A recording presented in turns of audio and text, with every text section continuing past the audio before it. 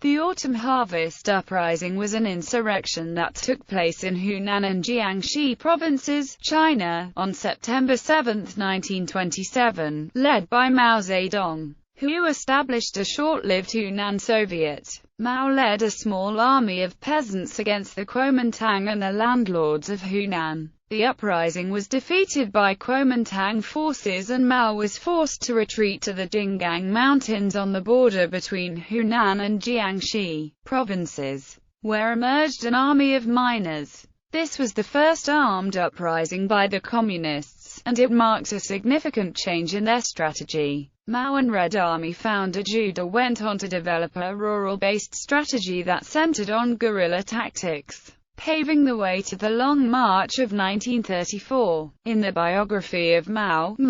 The Unknown Story, Young Chang and John Halliday disputed this version of events. Chang and Halliday claim that the uprising was in fact sabotaged by Mao to allow him to snare a force of nationalist mutineers from Nanchang who were crossing over to the CCP, prevent him from defecting to any other CCP leader, and enhance his own personal power within the CCP. They claim that Mao's three-day delay in seeing the other leaders of the Hunan uprising, scheduled for the 15th of August but delayed by Mao until the 18th of August, was to allow Mao to check that the mutineers would still be passing close by, and that if Mao had not had the opportunity of adding this force to his own forces within the CCP, he would not have gone to South Hunan. Chang and Halliday also claim that Mao lobbied to narrow down the uprising and talked the other leaders into striking only at Changsha. This, they say, was in order to allow Mao to also gain control of a force of 1,700 peasant rebels and defectors from the nationalist army who were near Changsha. Chang and Halliday point out that once Mao had gained control of these men, he then moved to a position 100 kilometers east of Changsha at Wenjiashi and was there on the 11th of September, the uprising's launch date, far from his troops,